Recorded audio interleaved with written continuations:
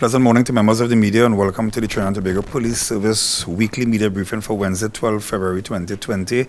I'm Superintendent Wayne Meister, Public Information Officer of the TTPS, and I'm joined on the media briefing by Mr. Brent Batson, who's the Road Safety Coordinator of the TTPS, and also Sergeant Orsil Phillip, who's in the Traffic Management Section in the TTPS.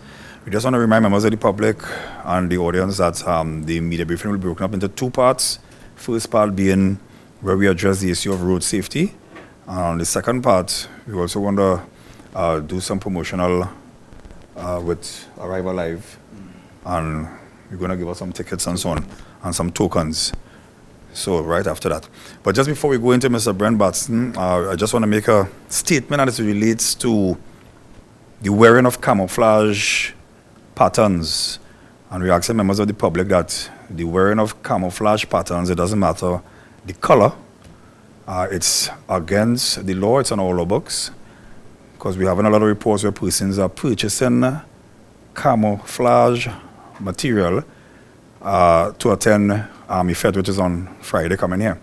We want to remind members of the public that the only persons that are authorized to wear camouflage are members of the Trinidad and Tobago Regiment and certain sections of the Trinidad and Tobago Police Service. So again, please be advised, the wearing of camouflage patterns and colors is against the law. I now hand you over to Mr. Brent Batson, Road Safety Coordinator. Yeah, thank you, Superintendent Meister. Well, pleasant good morning to everyone. Well, as the country prepares to enter the last week before Carnival 2020, the TTPS wishes to take this opportunity to remind all road users of the importance of practicing road safety when using the nation's roads. For 2020, to date, 17 persons have lost their lives in road traffic accidents, compared to 14 for the same period last year. The figure comprises of 9 drivers, 5 passengers, 2 pedestrians, and 1 motorcyclist, and represents a 21% increase in road traffic deaths compared to the same period last year. And whereas we wish to encourage all citizens to partake in the cultural festivities associated with our beautiful Carnival Festival, we appeal to all persons to keep safety in the forefront in your thoughts and in your activities.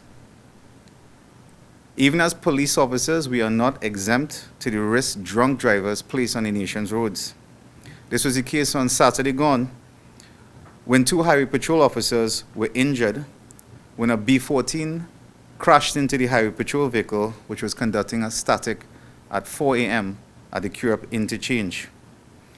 The driver of Cuva failed a breathalyzer test with a reading of 88 micrograms, more than twice the legal limit of 35 micrograms of alcohol per 100 milliliters of breath. The driver was arrested and charged for driving a motor vehicle with a breath alcohol level exceeding the prescribed legal limit of 35 micrograms. And what was more disturbing is when they did a criminal records check, he had a previous conviction for a DUI offense. The risk drunk drivers pose to on our nation's roads and to citizens will not be tolerated, this Carnival especially. Please designate your driver, be responsible, have fun, but be safe on the roads. So we're going to give you all tips to be safe out there and to make sure you're there to enter Carnival and more importantly, exit it safely as well. Firstly, the golden rule, do not consume alcohol if you know you're going to drive. Sometimes you're not too sure how many drinks comprises or leads up to that legal limit of 35 micrograms of alcohol. We always get the question, how many beers? If it's 4 beers, everybody's different. Don't take the chance. Designate your driver, use alternative transport systems. Again, please remember a first-time offense carries a fine of up to $12,000 or 3 years imprisonment. And that can really mash up your Carnival, as we say. Also very important, stay alert for drunk drivers on the roadways and keep your distance from them. If you see anybody driving in an erratic manner, somebody might be swerving, they tend to sometimes forget to put on their headlights. Keep some distance from those drivers and call 999. We will send a highway patrol unit, or if it's an ERP unit or any dispatch, any vehicle that's in the area, wherever possible. But do not try to engage your driver directly. And remember, they can pose a serious threat if you try to overtake them. They may drift onto your vehicle. So please keep a lot of space from the area. Ladies, please do not accept open container beverages from strangers, since predators may have slipped a drug into your drink. All right, so if you're liming with friends, make sure it's people that you know and it's people that you trust. On the point of cannabis and marijuana, which is something new now that we have to chat about as it is a legal part of that framework, Section 3 remind you of the Dangerous Drugs Amendment Act, states that a public place means an indoor or outdoor area, whether privately or publicly owned, to which the public has access by right or by invitation, expressed or implied, whether by payment of money or not. So like I said, even if you're going to a FET, that is a fenced enclosed area, and it's private property, it's still considered a public space. Section 5A1 states a person who smokes or uses cannabis or cannabis resin in a public place commits an offense and is liable on summary conviction to a fine of $250,000 and to imprisonment for 5 years. It's not going to be worth it. Again, remind the public, any person who has in his possession A, more than 30 grams, but not more than 60 grams of cannabis, or B, more than 5 grams, but not more than 10 grams of cannabis resin, commits an offense and is liable on summary conviction to a fine of $50,000. Please let visiting friends and family from other countries know that marijuana is not legal in Trinidad and Tobago, because that's a misconception already being portrayed sometimes to the people that you could just go and smoke marijuana in Trinidad and Tobago. It's now legal. Inform them so they do not get into trouble during this carnival period especially. Fatigue awareness. Many Trinbagonians are partying hard during the week and still go to work. And it's easy for one to not realize how tired they are. We just have a couple of tips we want to share with people. Manage your trips. Minimize driving for extended periods and take a break wherever you can to shorten that journey. If you can share your driving with other people, definitely a sober driver, share that drive. A lot of people, they think that they can stop and then simply drink some coffee. It doesn't work like that. All right? Fatigue builds up over time, and your body, when it's ready for rest, is going to take it. Remember, fatigue is both physical and mental. We also advise persons to stay alert for tired drivers as well on the road. They tend to also display the same symptoms of driving erratically, very much similar to drunk drivers. So again, keep some distance, and again, call 999. Warning signs include continuous lane drifting, inconsistent speeds, and sometimes hitting the brake unnecessarily. Be alert. If you're seeing those signs, more than likely it's a fatigue-impaired driver. Keep some distance. Use park and ride shuttle options wherever available and provided by party promoters. Once you go into areas where there's no parking or no parking signs and wreckers are engaged, these vehicles will be removed. So plan your journeys. Sergeant Phillip? Good morning, all. I'd just like to share some tips as regards to children. Always keep your children in your line of sight and within arm's reach.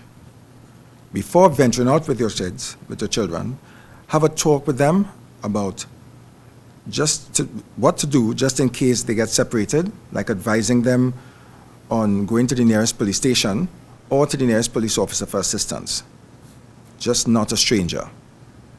It is also a good idea to keep your kids a small piece of paper, a card secured with a name and number to call just in case they get lost, so the police can assist more efficiently.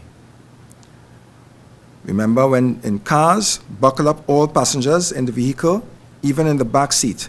And remember, it is now law that children under 5 years must now ride in the back seat in an infant child seat, or what you call a booster seat. Security considerations. Keep all doors locked and windows up, especially if stuck in traffic in high-risk areas. Park close to guards or high pedestrian traffic areas where it will be difficult for criminals to get time to break into your vehicle. Do not leave bags, electronic items, or anything which may warrant attention on your car seats. Put them in the trunk or anywhere out of sight.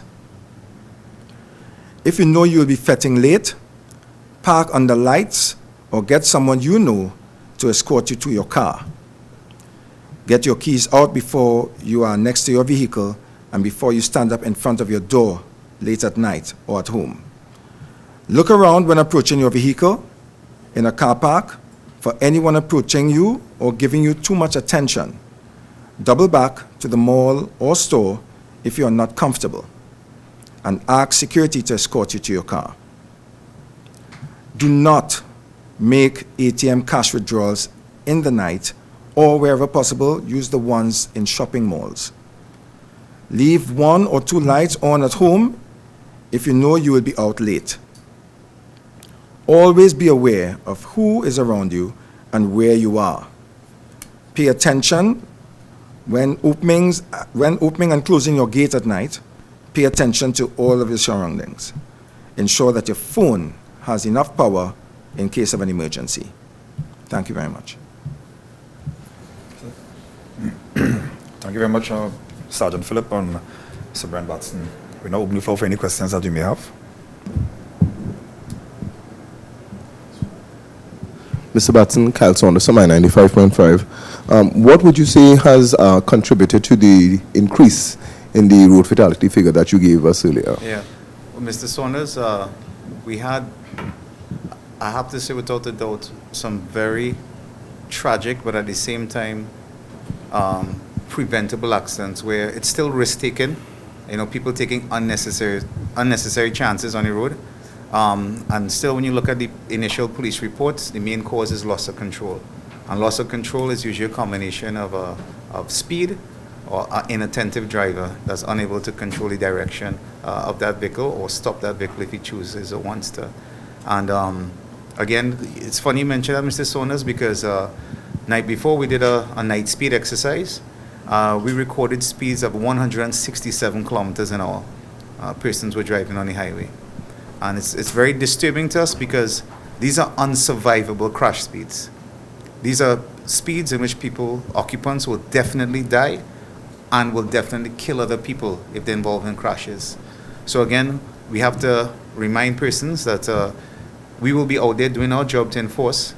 And what's the weapon we have that's coming on our side is with the point system. The faster you go, more points. So a person driving at such a high speed would result in 60 merit points, and just one other ticket would result in license disqualification. So all this will help us, hopefully make these roads safer, and I'm pretty sure we're going to be safer than last year. Will that be effective in bringing down the death toll, so to speak, on the nation's roads, especially going into the carnival, because we know it's just about 2 weeks before the carnival period? Right. Yeah. Well, again, so that system, remember, it has to be proclaimed. They're expecting to proclaim it in March sometime. Mm-hmm. But so in the interim, we're dealing with what we can with general enforcement procedures. So I believe it will make a difference down the road once it becomes implemented, because persons have to think more than twice about the actions they're going to take, especially if they get caught.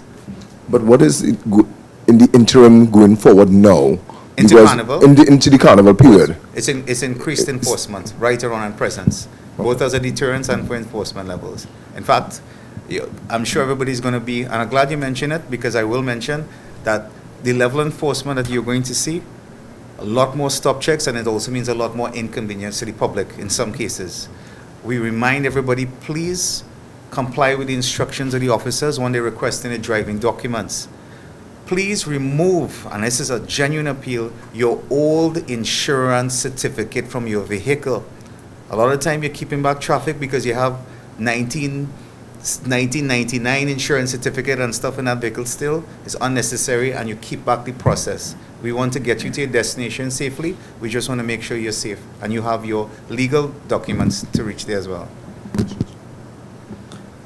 Mr. Meister, with regards to the investigations, that I know the investigations are currently ongoing into the death of little girl. The mother stated some time ago that there were several calls and reports made to the Child Protection Unit of the TTPS to come in and investigate the abuse that was meted out to the little girl. Does the police service have any reports of that from the Child Protection Unit that can back up these claims of the mother? Well, based on the initial responses yesterday from myself, from the Commissioner of Police, we would have made our initial investigations, and there are no such reports. There was an incident where it was reported in 2011, and they said the deceased, he was charged for an offense. By that time, the young lady, the little girl was around 8 months around that time. And then there was another report in 2019, but that the children weren't in the presence of the father. So it was an unrelated report. Other than that, we would have checked the district of Carney, which concerns the area, and there was no such reports. Will there be any attempts to investigate with the mother as to why it is the child was left in the care of the father and not with the hers, as the court system would actually allow for the child to be placed in the care of the mother and not the father? Yes. As to why it is the child was left in the care of the father and not the mother? Well, definitely an initial investigation will be launched into that, and that will be the purview of the Children's Authority, and of course the Child's Protection Unit, and they will collaborate and probably have some investigation as to why that process was flawed during that period. Mr. Meister, keeping with the same topic, I know that the report would have been made by the family members about 2018 or 2019 for threats as well as child neglect. But however, when they did the investigation, they realized that no evidence was found to say, well, this man is abusive to his children.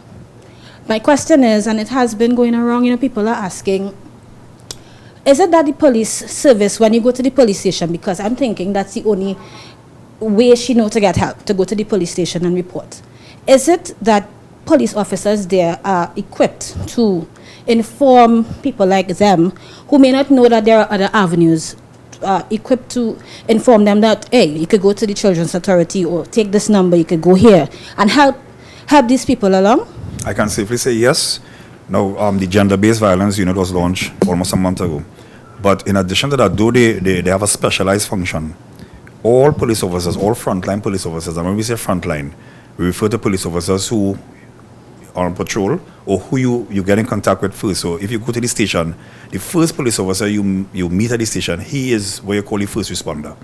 And they have been trained to do the necessary interviews, to do the necessary referrals. I know in the past, the TTPS would have made some mistakes as it relates to some of those issues, but I can guarantee you now that that won't happen. Okay? Okay. And just on the topic of crime, one of the newspapers this morning would have 6 more murders and another bloody day. And we have been seeing these headlines for a while now. Any comment on, the TTPS's movements moving forward in relation to crime? And also, I've seen in Palo Seco, if I'm correct, another teenager was killed, 17 years old. Anything to say about that to the teenagers who are doing crime, who are committing crime? Well, what I can tell you is that the TTPS, we are doing all in our power. We are using all available resources to stem that particular crime wave. And we are doing the best we can. But we also ask members of the public, our mantra is if you see something, say something. The information from the public is extremely important. As a matter of fact, more than 50% of our crimes are solved because of members of the public. And we want to urge them to let them know that, give us information. And we have a lot of anonymous features that you can make your reports. We have the TTPS app.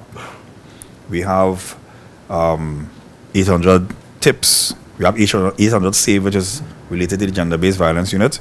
So bring the information. We're going to act on it. All right? And that's all I can say on that. That's it. Any other questions? All right, ladies and gentlemen, thank you very much.